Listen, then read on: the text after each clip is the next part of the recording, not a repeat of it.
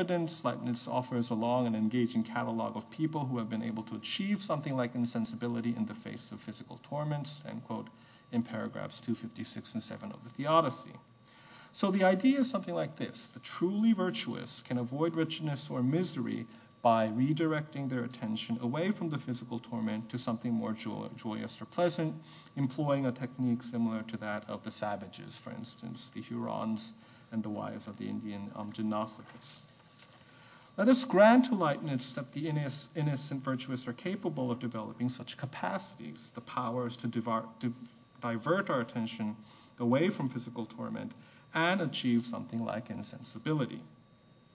Notice, however, that this way of avoiding misery is through the power that needs to be developed and is under our voluntary control. And in this respect, the situation is rather different from that of animals and small children. Animals and children simply lack the capacity of reflection, and this lack prevents them, in principle, from experiencing misery, regardless of their desires, affections, or wants. In contrast, in the case of innocent adults, the experiences of wretchedness are all too ready to burst through the gate, and unless we decide to develop and activate this ability for redirection, we easily find ourselves being miserable. This asymmetry raises two further issues. The first question concerns what happens in cases where the ability for redirection and insensibility is there in the adult, but not activated, as it were, and as a result, the innocent adult experiences misery despite possessing this ability. Are such instances of misery consistent with divine justice? If not, does Leibniz's account of reflection face a problem here? In such non-activation cases, Leibniz seems to have an easy answer at hand. If an innocently virtuous individual does not activate his ability for redirection in the face of physical torment, Leibniz might plausibly argue that it is he who is responsible for the misery and not God. For how could God's justice be questioned when the creature in question possesses the means to avoid misery at hand, Leibniz could retort. But there's a second question that might be more difficult for Leibniz. What about cases where the capacity for redirection is in the process of being cultivated but not fully developed? That I might eventually be able to avoid physical torment when I fully develop the diversion technique might provide some solace, but does this fact about the future render the misery I am currently suffering consistent with divine justice? Moreover, given how Leibniz himself seems to grant the rarity of fully developing this ability, is it not the case that the vast majority of the innocent are far from having mastered such skills? And if so, are not the vast majority actually experiencing misery through no fault of their own? While raising such questions obviously does not constitute a full-fledged argument against the adequacy of the Leibnizian conception of reflection in rendering the Augustinian principle consistent with instances of human misery, I hope it does show how distinct and difficult a challenge Leibniz's Theodicean project faces, a diagnosis that Nick has presented masterfully in his paper. Thank you.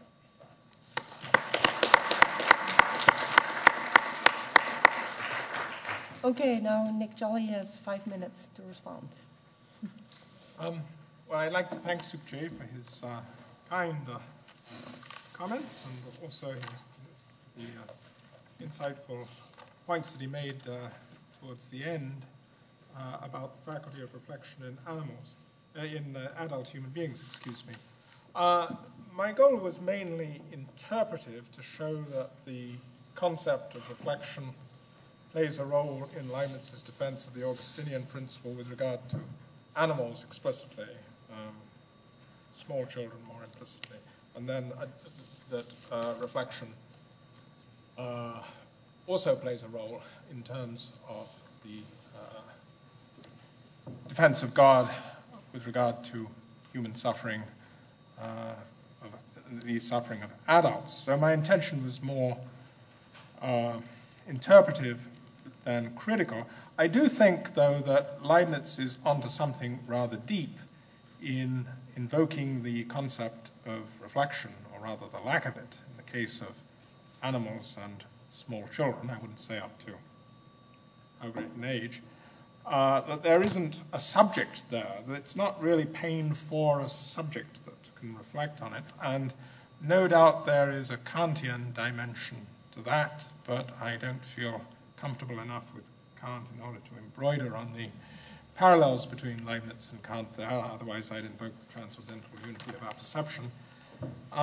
So I do think he's onto something rather deep when he's writing about animals and by extension small children. I think, as Sukjae has said, that what he says about the redirection of attention in the case of adults leaves a lot to be desired, or some blanks to be filled in. And Sukjae makes some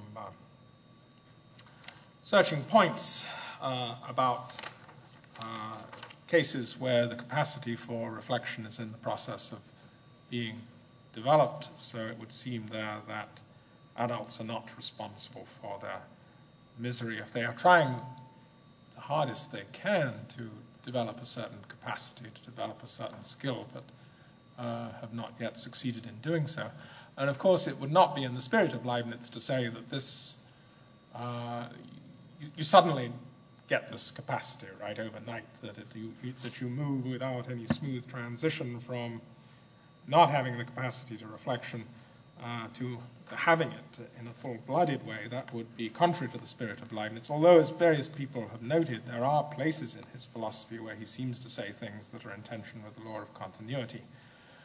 One is concerns the relationship between the highest created substances, angels presumably, and God, and the other is the relationship between rationality and self-consciousness in human beings and the highest of non-human animals. Those two cases pose problems for the law of continuity, but I certainly agree that it would not be typical of Leibniz, the spirit of Leibniz, to say, well, this capacity for reflection just suddenly emerges in a full-blooded form, so that the kind of problem cases to which you're pointing don't arise where someone is in the process of acquiring the faculty of reflection. So, just to recap, my intention was more expository than critical, to show how reflection is involved in all three cases in different ways with regard to adult human beings. I'm perfectly happy to concede that Leibniz could have done more work to handle some of the troublesome borderline cases where a process is in the where a certain skill is in the process of being developed or acquired. Yeah. Thank you. Okay, at this point, you're all invited to ask questions, and when you do so, could you please step up to one of the microphones? Okay, so did you want to ask a question, Mike? Sure. Actually, I had three quick things. First of all, thanks for a really interesting session, both of you. First of all, Nick, I agree with you that there's something really philosophically interesting about this distinction between reflection and non-reflection when it comes to pain, but I'm still curious if you think whether or not that gets Leibniz off the hook. That is, the non-reflective sort of pain that you attribute to animals on his view still seems to be a bad thing, even absent the reflection. So the question is that good enough to get him off the hook for the problem? The second one is, even if it isn't good enough to get him off the hook, there are other passages where Leibniz talks about what look like they might be greater goods that would justify the reality of pain in creatures in general. And you didn't point these out, although it's interesting. In the Theodicy, I think he actually contradicts himself on this point.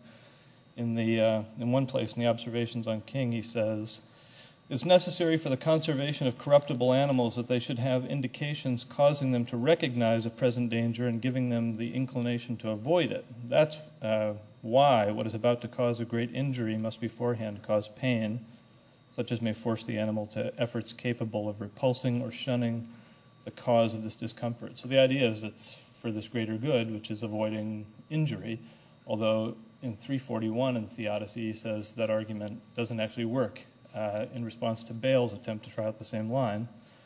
And then the third thing was, in the case of redirecting our attention away from physical torments, the fact that that's, on this view, you're defending within our control, even still, you'd think Theodicy requires an explanation for why there is that thing in the first place from which we can redirect our attention. So it looks like even if we can do that, he needs a further account of why that suffering's there to begin with. Okay.